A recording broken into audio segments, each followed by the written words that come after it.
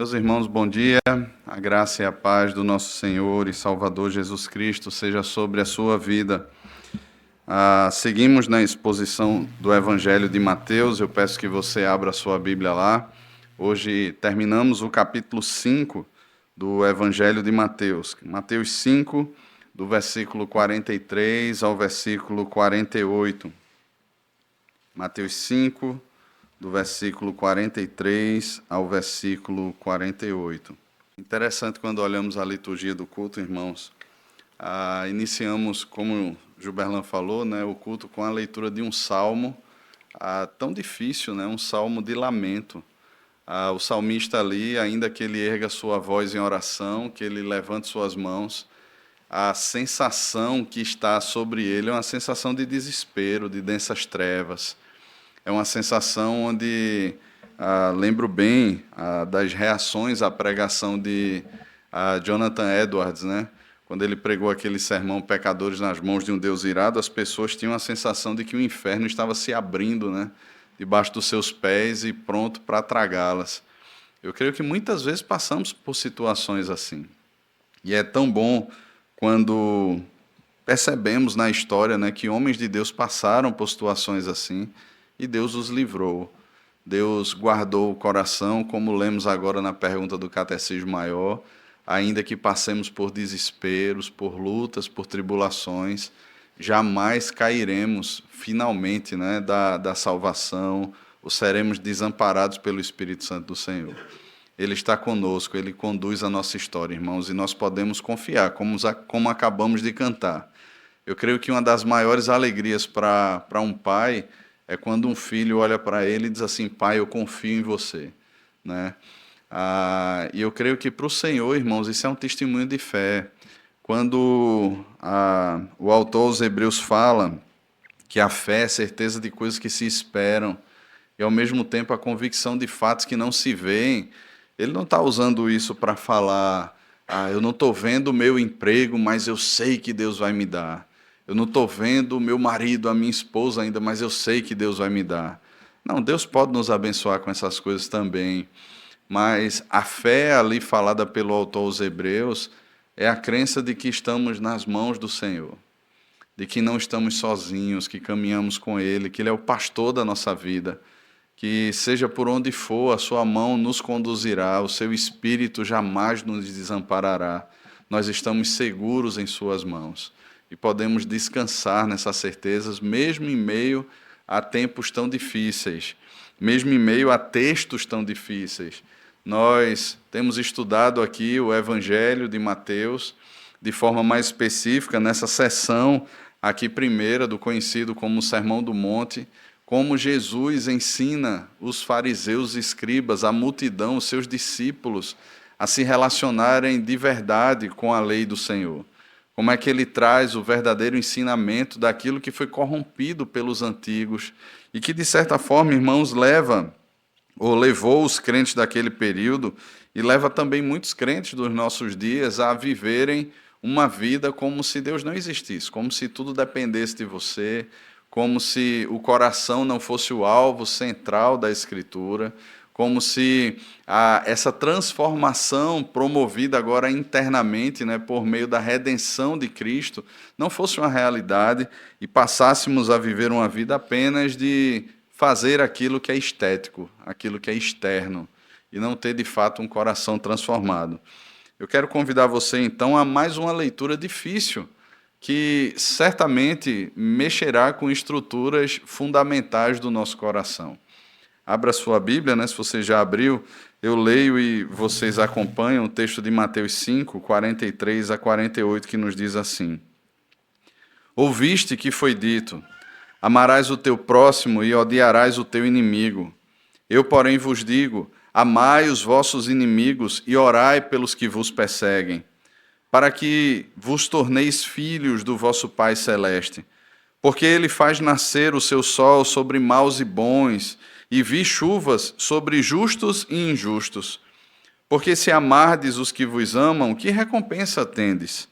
Não fazem os publicanos também o mesmo? E se saudardes somente os vossos irmãos, que fazeis demais? Não fazem os gentios também o mesmo? Portanto, sede vós perfeitos, como perfeito é o vosso Pai Celeste. Amém. Vamos orar, irmãos. Senhor, temos aberta diante de nós a Tua palavra, cremos na ação do Teu Santo Espírito e aqui, Pai, somos completamente dependentes do Senhor. Que o Senhor abra os olhos do nosso entendimento e nos faça, Pai, adentrar naquilo que é vontade do Senhor para nós e assim vivermos prostrados diante do Senhor. Abençoa-nos e conduz-nos assim, no nome de Jesus. Amém. Amém. Há uma música de Jorge Camargo que diz assim: eu e você respondemos ao amor a nós demonstrado, às palavras de carinho, ao abraço afetuoso, gestos comuns entre humanos. Eu e você conhecemos só o amor baseado na troca, que perdura se há resposta aos padrões mais elevados que jamais atingiremos. Amor na versão normal, que costumamos ver como algo tão banal. A fonte de todo bem, duro é ter que dizer, vai muito mais além do amor convencional. Queridos, esse é o amor experimentado pela multidão de uma maneira geral. O amor que a multidão experimenta é um amor que é baseado na troca. É um amor que é baseado no serviço do próximo, que de alguma maneira me abençoa e me faz prosperar. E à medida que esse serviço, ou que essa expectativa ela não é suprida, esse amor, então, é facilmente descartado, porque a minha percepção de amor também tem como referencial o meu próprio coração. Então, se o meu coração não é satisfeito, se o meu coração não é acariciado nos seus desejos, nas suas vontades, facilmente as pessoas são descartadas, porque essa é a perspectiva de amor que nós temos. A injustiça que foi feita contra mim, me promove, como vimos na semana passada, o desejo de vingança. Aquilo que a minha esposa ou marido não me satisfazem, por que não buscar lá fora? Afinal de contas, eu mereço ser feliz, eu preciso ser feliz. Se de repente alguém me magoou, para que eu não viva uma vida sofrida, eu trato as coisas como qualquer outra pessoa trata. Eu varro para debaixo do tapete, ou melhor, eu cancelo aquela pessoa. Eu deixo de visualizá-la, eu deixo de segui-la, eu me afasto dela. No entanto, isso não trata o ódio do coração, o desejo da ira, da vingança, de repente ver essa pessoa se quebrando lá na frente e aquele aplauso soando, ainda que não com as mãos, mas dentro do coração e ecoando aquele bem feito. Queridos, é assim que nós muitas vezes nos relacionamos, é assim que a multidão se relaciona. A multidão se relaciona e a multidão percebe o amor muito mais com base naquilo que as pessoas podem dar. Mas, e quando o amor, ele permanece a despeito daquilo que eu espero e não acontece? E quando as coisas não vão bem como eu quero, quando as coisas não acontecem do jeito que eu quero, e muitas vezes ali eu me entristeço, eu me quebro, o meu coração é levado para o chão, para a lona, e eu olho para as situações e digo assim, valeu a pena amar?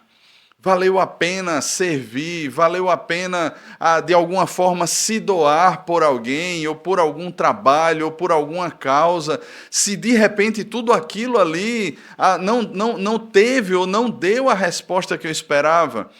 Queridos, veremos na palavra de Deus que o amor ele permanece independentemente das circunstâncias ou das respostas. É interessante, irmãos, porque quando nós olhamos para o Sermão do Monte, nós ficamos impressionados com a maneira que os antigos observavam a lei, interpretavam a lei e ensinavam a lei. Nós ficamos impressionados pelo fato de que não envolvia o coração, envolviam muito mais ações exteriores, envolviam muito mais determinadas práticas que, de repente, para as pessoas que estavam olhando, fazia com que aquilo ali soasse como uma representação de piedade. No entanto, as coisas no coração se processavam de uma forma bem diferente. E hoje nós veremos mais um aspecto que foi identificado pelo Senhor Jesus. E dito isso, eu convido você a pensarmos sobre o seguinte tema: a lei perfeita de Deus e corações imperfeitos. a lei perfeita e corações imperfeitos. Em primeiro lugar, como já temos feito, eu gostaria de identificar com vocês o mesmo problema que Jesus identificou. E esse problema ele se encontra no versículo 43. Observe comigo o versículo 43. O Senhor Jesus vai dizer: ouvistes que foi dito, amarás o teu próximo e odiarás o teu inimigo. Ora, se Jesus está identificando aqui um problema, nós precisamos recorrer à lei do Senhor, porque essa interpretação, ou esse ouvistes o que foi dito, e aí pelos antigos, e que era replicado, agora reproduzido pelos escribas e fariseus e ensinado assim às pessoas, ele tinha como base a lei do Senhor. Mas o que é que a lei do Senhor fala sobre isso? A gente pode dividir aqui, irmãos, esse versículo em duas partes. Veja, amarás o teu próximo. O que é que a lei do Senhor fala sobre isso? Levítico, no capítulo 19, o versículo 18, diz assim: não te vingarás, nem guardarás ira contra os filhos do teu povo, mas amarás o teu próximo como a ti mesmo. Eu sou o Senhor.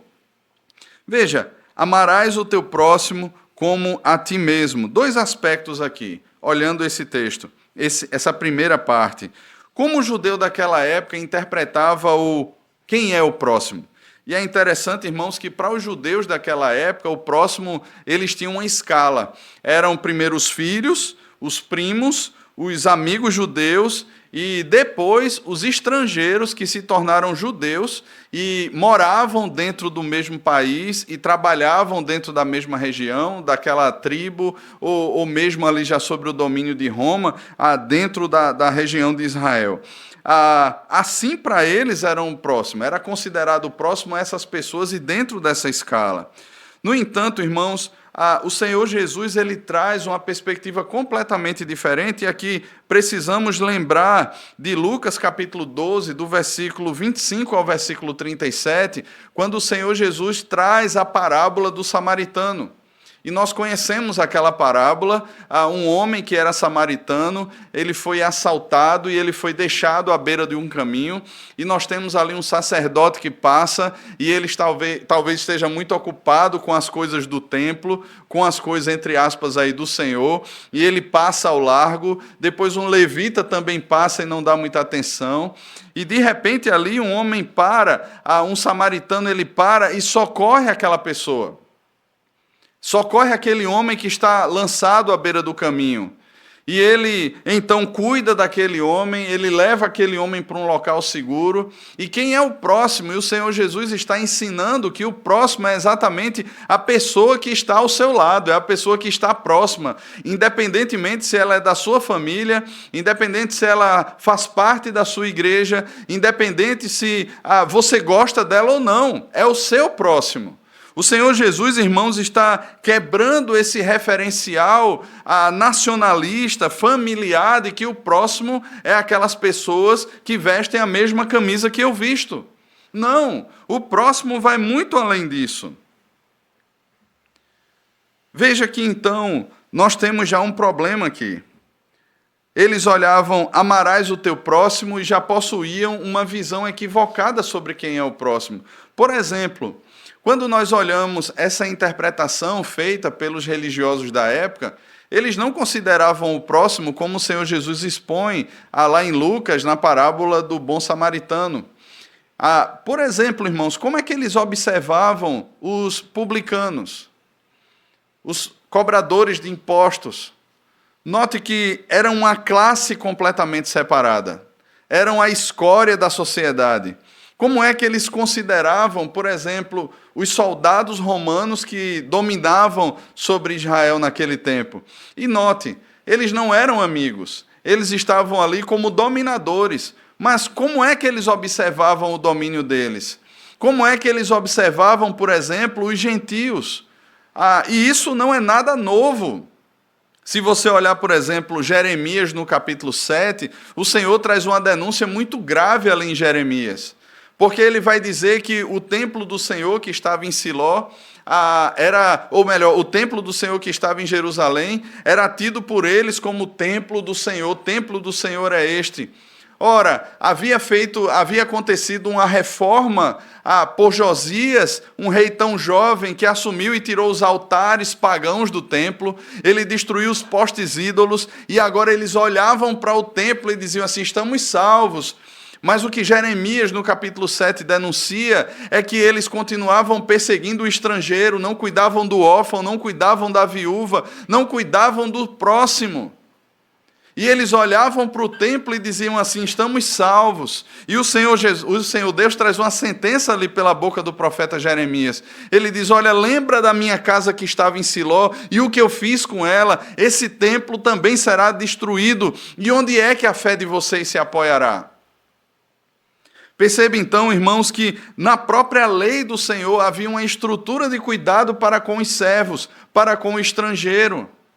Não existia um desamparo, não existia um olhar diferente, não existia ali um sentimento de perseguição. É claro que não poderia existir, como nós estudamos aqui no livro de Juízes, uma perspectiva de assimilação. Não podia existir, nem deveria existir, uma perspectiva de casamentos com incrédulos, de comunhão nesse sentido. No entanto, irmãos, o próximo precisaria ser percebido como de fato ele é. Ele foi criado à imagem de Deus. Ainda que esteja caído e afundado na lama do pecado, ele é criado à imagem de Deus. Mas o versículo 43, ele tem uma segunda parte, porque eles afirmam: amarás o teu próximo e odiarás o teu inimigo. E onde é que está na lei do Senhor, odiarás o teu inimigo? De repente você diz assim: olha, quero fazer uma pesquisa sobre isso, e eu tenho algo para dizer para você. Você não vai encontrar. Em nenhum momento na Escritura Sagrada você encontra algo na lei do Senhor dizendo: odeie os seus inimigos, tenha ódio dos seus inimigos. Em momento nenhum nas Escrituras você vai encontrar o Senhor estimulando as pessoas a odiarem o seu próximo, a odiarem o seu inimigo. Pelo contrário, irmãos, nós veremos textos lá na frente em que o Senhor manda com que o povo ajude quando um animal ou mesmo uma pessoa inimiga estiver passando por alguma necessidade. Ajude o animal do seu inimigo, tire ele daquela enrascada, ajude o seu inimigo, mas odiar não. Então, perceba como era maldoso o coração desses homens. A que ponto o pecado pode conduzir uma pessoa ao ponto de não só deturpar uma interpretação bíblica, mas também ao ponto de acrescentar ao texto bíblico e formar daquilo ali agora uma lei para que as pessoas obedeçam aquilo ali como um tipo de mandamento. Um outro ponto aqui, irmãos, é a questão do referencial. Porque o que nós temos aqui dito pelo Senhor Jesus, ainda nesse primeiro ponto dos problemas, é: amarás o teu próximo. Só que a lei do Senhor, que nós vimos lá em Levítico 19, 18, diz: mas amarás o teu próximo como a ti mesmo. E é interessante que em outros textos, quando Jesus confronta os fariseus e os escribas, os doutores da lei, eles acrescentam como a ti mesmo. Mas o que nós percebemos aqui no versículo 43, quando Jesus está confrontando esse aspecto da lei que não era compreendido e não era ensinado da maneira correta, é que eles omitiam essa sentença. E aí o referencial ficava perdido. Porque o referencial é: ame como você ama a você mesmo. Cuide como você cuida de você mesmo. Aquilo que nós encontramos, por exemplo, na Escritura, né? Como você quer que tratem você, trate o outro, não existia para eles. Perdeu-se o referencial. Então, se a forma como eu cuido de mim, a forma como Deus me enxerga e como eu me enxergo diante do Senhor deixou de ser referência, eu passo a amar o outro como simplesmente um objeto ou uma pessoa que me serve quando me serve.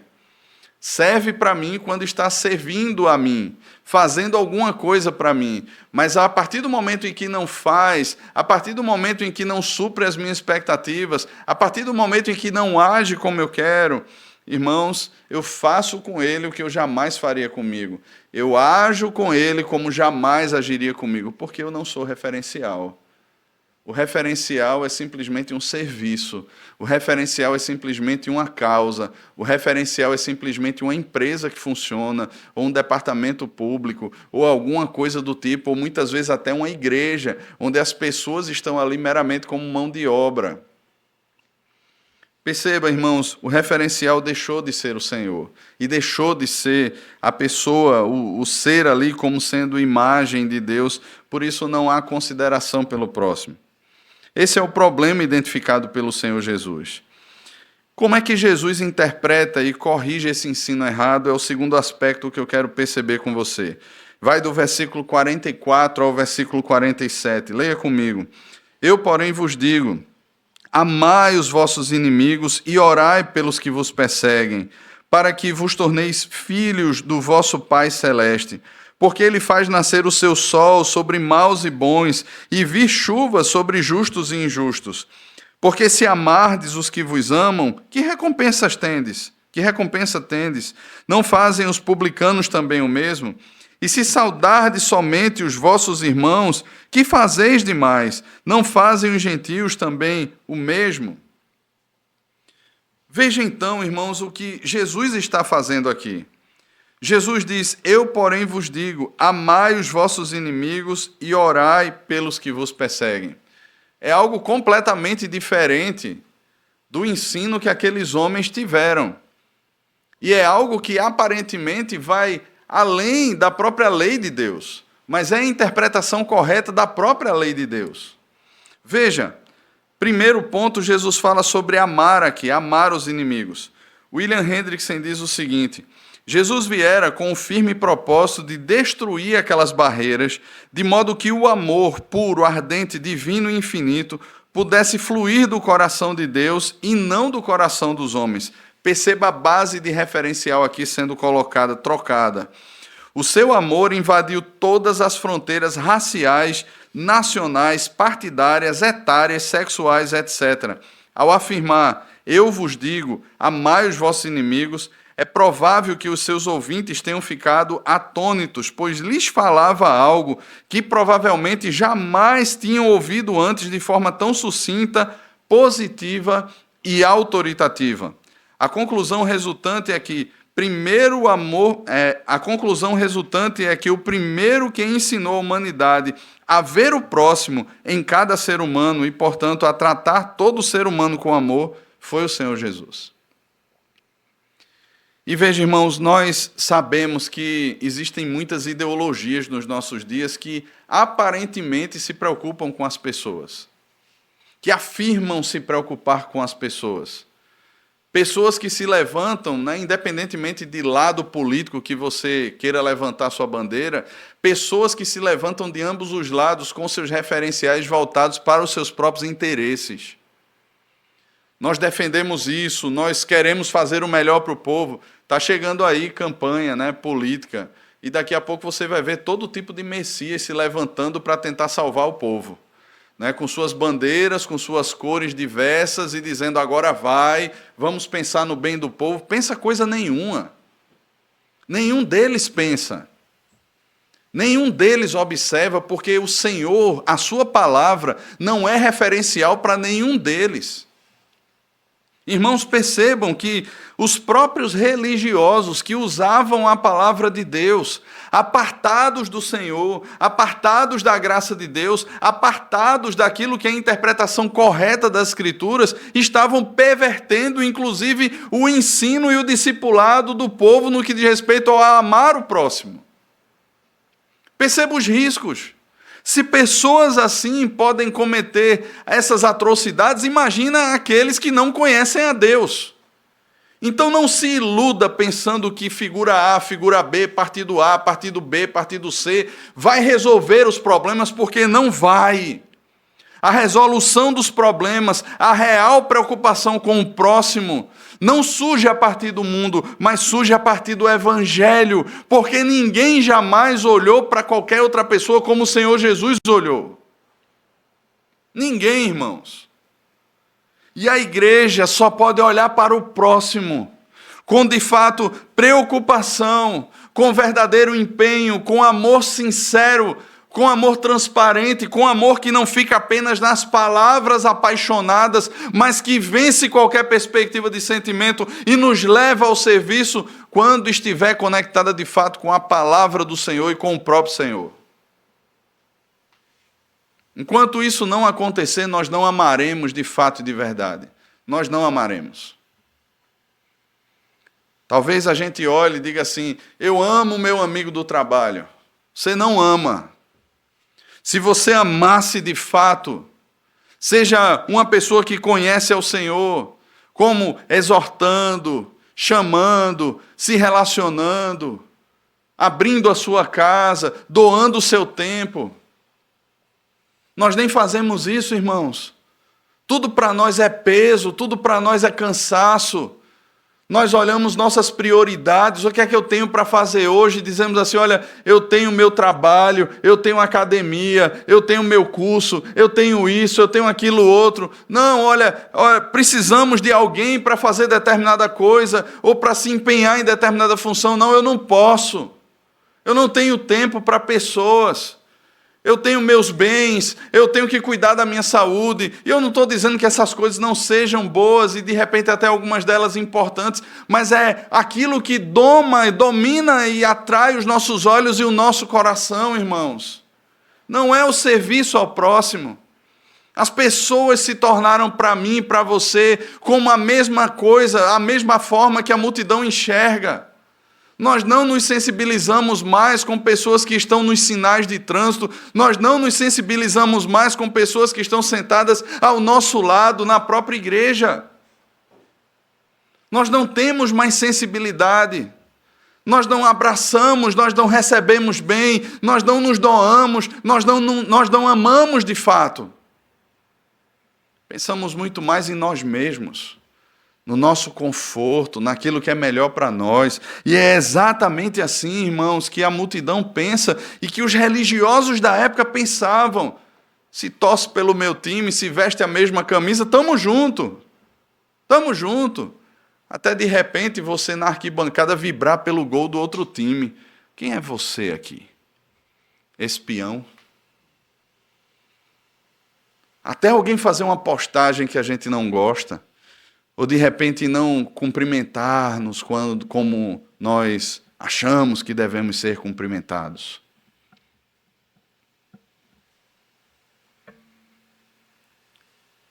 Jesus diz amai. É interessante, irmãos, que os verbos amai e orai, eles estão no imperativo presente. O imperativo é uma ordem. Jesus não diz assim: olha, quando der, ame. Eu aconselho a vocês que amem. Mas assim eu sei que é difícil. Não, ele está dizendo ame. E é interessante aqui, porque a palavra não tem a ver com um amor apaixonado. Não tem a ver com aquele amor de irmãos. Aquele amor familiar. Ou o amor de um homem para uma mulher. Não, não tem a ver com isso.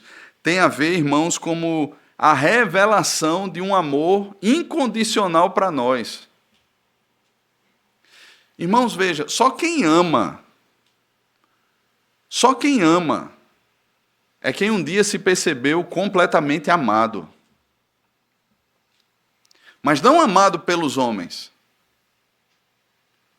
Não amado pela esposa, pelo marido ou pelos filhos. Completamente amado pelo Senhor. Porque quem éramos nós, irmãos, diante do Senhor? Nós éramos inimigos de Deus. Nós éramos filhos da ira de Deus. E aí, o que foi que você fez para Deus voltar os olhos para você? Tá certo, em algumas teologias o homem quer chamar a tua atenção para mim, eu faço isso, eu vou fazer boas obras, eu vou deixar de beber, de fumar, de fazer o mal, e agora Deus vai me aceitar. Para essa religião baseada no mérito, o amor sempre será meritório, e é igual ao amor da multidão. É igual ao amor dos fariseus. Mas veja, para aqueles que conheceram a graça, e graça é exatamente isso, favor imerecido, Deus nos deu aquilo que nós jamais mereceríamos. O amor passa então, irmãos, a ser um desafio ao nosso coração, porque ainda permanecemos com o pecado, o egoísmo, as nossas tranqueiras bagunçadas e lutando no nosso coração, mas veja, quanto mais eu me aprofundo e conheço o amor de Deus, mais eu sou tomado e domado por esse amor para amar como Ele me amou. E Deus não nos deixa a opção. Ele diz assim, ame.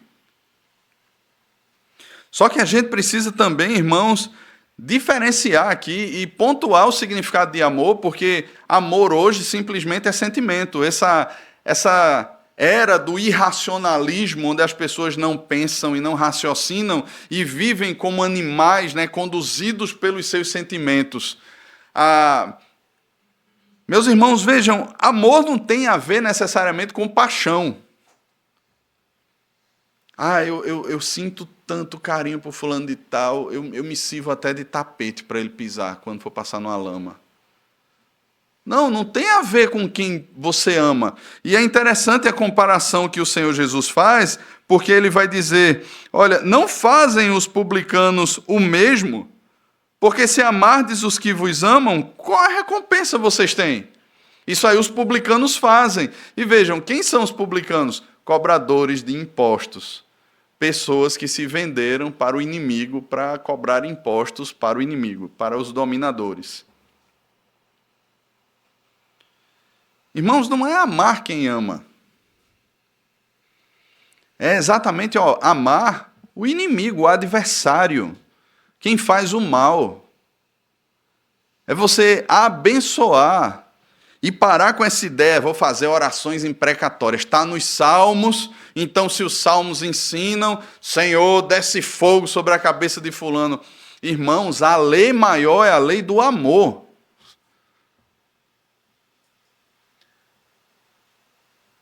Para a vergonha da Igreja de Cristo, ela se divide por qualquer razão. Para a vergonha. E seja de que lado ela se divida, seja por uma heresia que é pregada e pessoas saem, seja por caprichos pessoais, não, porque eu não gosto da cor da cortina, eu vou sair e vou para uma outra igreja, seja por qualquer coisa, é sempre, irmãos, tem um envolvimento do amor no meio, porque algum dos lados deixou de amar, algum dos lados deixou de servir, e veja, talvez eu não goste da cor da cortina, nem da cor da parede, nem disso ou daquilo. Talvez eu e você, nós preferíssemos outro ambiente, sei lá, outras coisas, outras questões. Mas veja, irmãos, não tem a ver com o que nós queremos, as nossas preferências, os nossos sentimentos, mas tem a ver com o significado de amor de fato. Amor é sofrer o dano. Amor é servir mesmo quando nós não somos servidos. E pior, quando nós somos perseguidos e maltratados, continuarmos a servir. Amor é não levar em consideração o mal que foi feito a mim. Porque, veja, irmãos, o cenário que o Senhor Jesus coloca aqui é um cenário de inimizade. É um cenário onde você ama alguém que é seu adversário. É alguém que está fazendo mal. Porque a base do nosso amor é o amor de Deus por nós. Essa é a base do nosso amor. Nós amamos porque Ele nos amou primeiro. Aquele que diz amar a Deus, ame também ao seu irmão. Mas Jesus aprofunda e chama também a oração.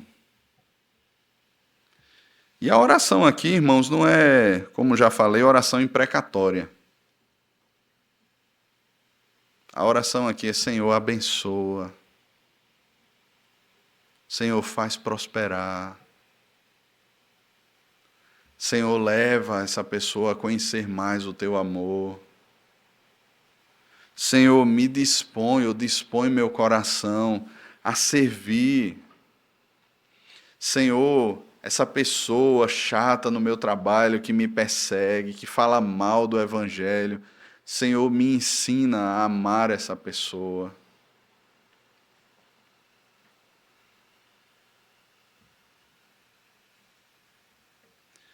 E é interessante também, irmãos, porque o versículo 46, ele dá uma finalidade. Para que vos torneis. Veja, não é uma perspectiva onde você está fazendo para ser salvo. Isso precisa ficar claro. Então para eu ser salvo, eu devo amar e orar pelos inimigos. E aí eu vou ser salvo, garantir o meu chalezinho lá no céu. Não, não é isso. Lembre que Jesus já falou sobre as bem-aventuranças, ele já falou que os discípulos são sal e luz. Jesus não está aqui, irmãos, dizendo que eles precisam fazer para ser, mas porque eles são, eles fazem. Para que vos torneis aqui tem a ver com um testemunho externo. Para que vocês se percebam. Para que vocês se identifiquem. E para que os outros vejam vocês assim também. É o testemunho externo de que são discípulos e de que não são multidão. É o que diferencia. Meus irmãos, nós podemos ter um discurso lindo, até mesmo bíblico, mas se o nosso testemunho não é condizente com aquilo que professamos, irmãos, a nossa fé é vã. E o pior, nós enganamos a nós mesmos. Essa semana, Gilberlan mandou para mim um recorte lá de uma pregação de John Piper. E Piper dizia na pregação que muitos estão na igreja apenas como um programa de domingo, mas não vivem como discípulos. As prioridades, os desejos, os anseios do coração, o preenchimento da agenda semanal, nada inclui o deleite no Senhor, a satisfação no Senhor, a palavra do Senhor, o buscar ao Senhor, o pregar aos outros a palavra do Senhor, o servir ao Senhor. Isso não está incluído. Estão incluídos os meus desejos, os meus sonhos, os meus projetos, as minhas vontades, aquilo que eu quero. E Piper diz uma coisa, irmãos, e isso precisa ficar muito claro para nós. As igrejas hoje servem como palco de acariciar ego de gente que não é crente. Talvez cresceram dentro da igreja, aprenderam os cacuetes, gostam de estar aos domingos na igreja, gostam de chegar ali, de sair. Mas o sujeito vive por aí defraudando. A pessoa vive por aí traindo, mentindo, difamando, odiando. Irmãos, vejam, nós precisamos ter a consciência de duas coisas. A primeira é, nós estamos num processo não acabado de santificação. Existe algo que já foi feito em nós, imputado a nós, a justiça imputada de Deus, e existe uma justiça que ainda está correndo, que é a nossa santificação. Só que ela é progressiva, irmãos. Nós não podemos olhar para nós e nos percebermos assim, eu continuo no mesmo lugar que eu estou há 3 meses atrás. Há 1 mês atrás. Eu estou ouvindo pregação após pregação, eu estou fazendo devocional após devocional, mas eu continuo preso a determinados pecados, eu não consigo me desvencilhar deles. Eu ouço a palavra, eu sou exortado, muitas vezes eu digo assim, rapaz, foi para mim esse negócio, preciso fazer algo, mas eu não faço. Irmãos, a multidão ouve a palavra e ela tem um certo constrangimento. Você ouve discurso de político, às vezes discurso no seu trabalho, e você muitas vezes é constrangido por aquilo. Você tem uma regra dentro do condomínio, você não pode passar de 20 km por hora. E aí as pessoas passam e alguém chega, tira uma foto, faz uma denúncia, ou coloca no grupo de WhatsApp do condomínio e você fica constrangido com aquilo. Poxa vida, eu não devia ter passado. Aí você vê morador dizendo, me perdoe, porque eu passei, fui eu estava apressado para chegar em casa. Não quer saber. Porque daqui a um mês você está fazendo tudo de novo. É diferente de uma conversão, irmãos. É diferente, de fato, sermos convertidos e nos tornarmos discípulos de Cristo. Porque, veja, essa é uma obra da graça de Deus no nosso coração, que vem de fora para dentro e agora nos transforma de dentro para fora. E se não existem mudanças, irmãos, veja, o que o Senhor Jesus está falando aqui é que nós somos filhos de Deus. Veja, tanto para nós serve como testemunho, para que você não viva uma vida enganada, e para os outros também, porque eles vão olhar e vão dizer assim, poxa, dessa mangueira se brotam mangas, e não outro tipo de fruta. Não adianta você pegar uma manga e chegar em você, que é um abacateiro, e dizer assim, vou pegar manga, porque crente só bota manga, então vou colocar aqui, grampear esses frutos, vão apodrecer, não ficam. Não é natural, não faz parte desse tipo de árvore. Precisa haver, irmãos, esse testemunho externo, se nós de fato somos discípulos de Cristo. Se não há, irmãos, não é a palavra que está errada, somos nós que não somos o que dizemos ser.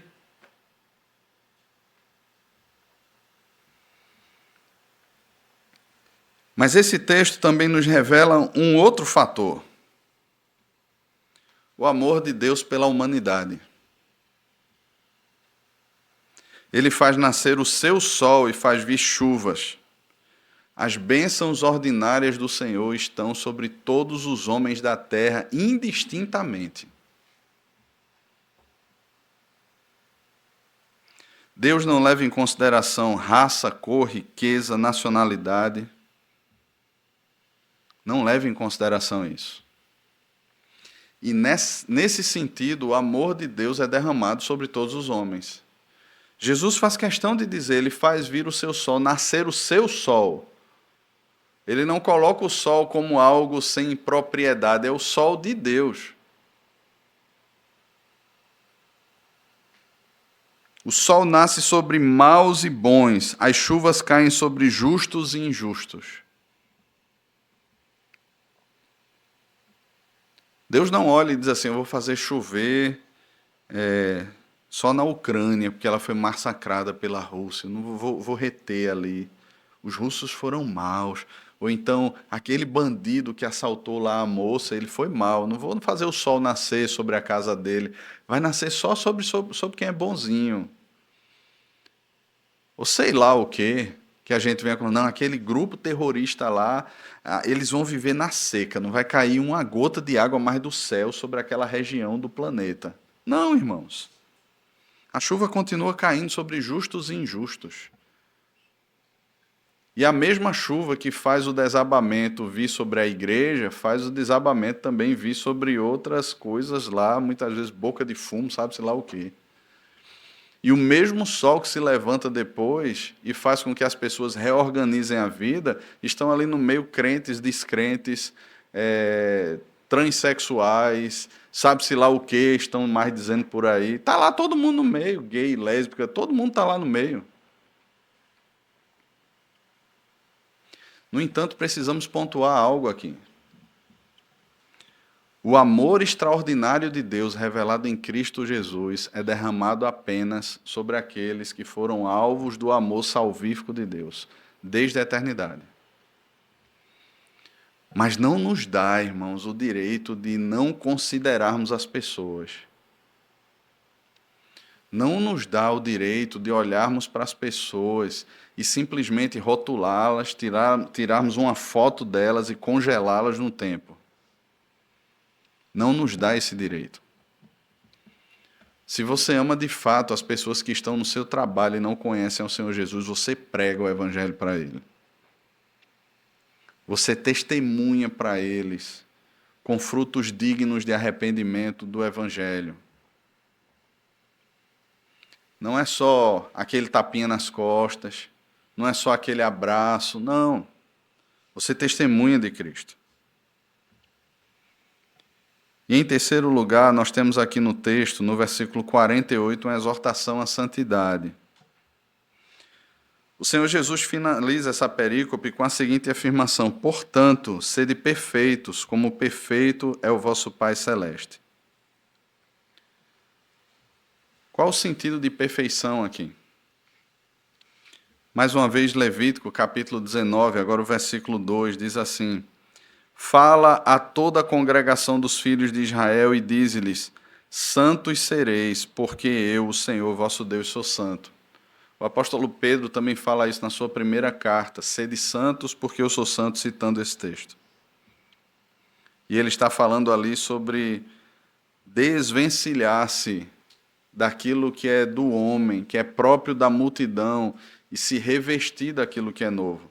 Nós encontraremos, irmãos, essas mesmas afirmações nas cartas de Paulo e em diversas outras passagens. Deuteronômio 18:13 nos diz o seguinte: perfeitos serás para com o Senhor teu Deus. Isso significa que Jesus era um tipo de perfeccionista? Significa que Jesus estava pregando que nós podemos alcançar a impecabilidade antes da morte? De forma alguma, irmãos. Nós teríamos que rasgar várias passagens da Bíblia que mostram que nós estamos num processo de santificação. Mas veja, estamos num processo. Nós não podemos viver uma perspectiva incoerente de vida, nem de alguma maneira olharmos para o local, o ponto em que já estamos na nossa caminhada e dizer assim: não, eu não preciso de mais nada, vou parar por aqui. Essa é uma proposta, como eu já falei para os irmãos, progressiva. Nós não estamos no mesmo local que estávamos domingo passado. A palavra foi pregada ao nosso coração, nós oramos durante a semana, nós lemos a Bíblia durante a semana e avançamos sempre um pouco mais na nossa santificação. Mas de repente alguém pergunta: por que então tentar ser perfeito? A resposta é: porque isso é o que Deus ordena. Deus nos ordena que sejamos santos. Deus nos ordena que sejamos perfeitos. O discípulo de Jesus já recebeu, como falei, a justiça imputada e também a justiça comunicada. Só que esta última, ela não é completa na presente vida. É até o dia de Cristo, Filipenses 1:6. Aquele que começou a boa obra em vós há de completá-la até o dia de Cristo. Perfeito, irmãos, significa concluído, plenamente desenvolvido. É a tradução literal da palavra usada aqui. Que nada falta. Jesus está ensinando ao povo que eu ouvia, assim como nos nossos dias, que não podemos nos acostumar ou nos acomodar a uma perfeição pela metade. Já atingiu o suficiente. E isso era ensinado naqueles dias. É a perfeição do Pai que temos, que nos leva, irmãos, a esse esforço a imitá-lo em todas as coisas. E especificamente olhando para esse texto, no próprio amor que ele revela pelos homens, pela humanidade. Portanto, meus irmãos, o amor de todos aqueles que foram dirigidos a essas palavras, naquele tempo, não deveria deixar de alcançar, ou deveria servir para que eles agora, impulsionados por esse amor, os discípulos rompessem as barreiras do aprendizado que sempre tiveram e passassem a amar de fato as pessoas. Mas não somente eles, a nós também. Nós somos chamados e desafiados pela palavra de Deus e são imperativos colocados aqui, a amar, independentemente se você sinta ou não, que seu coração queira ou não. Olha, eu vou dar um tempo, daqui a 10 anos eu acho que meu coração vai estar disposto. Não, é um imperativo e é presente, ou seja, é constante. Permaneça amando, sempre amando. Não é uma questão de sentimentos apaixonados, irmãos. Tem a ver com identificação com a obra de Cristo. Se eu me identifico com Cristo, eu me identifico com as coisas que Cristo se identifica. Se eu nunca me identifiquei com Cristo, tampouco me identificarei com as coisas que ele se identifica.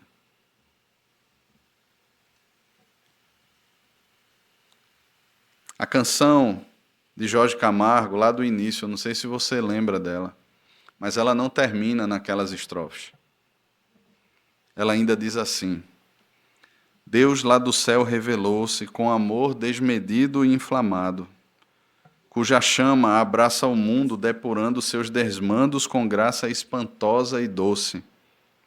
O próprio Deus encarnou-se, puro amor que não tem paralelo, que se doa e que perdoa a mais funda e grave mágoa que das cinzas renasce.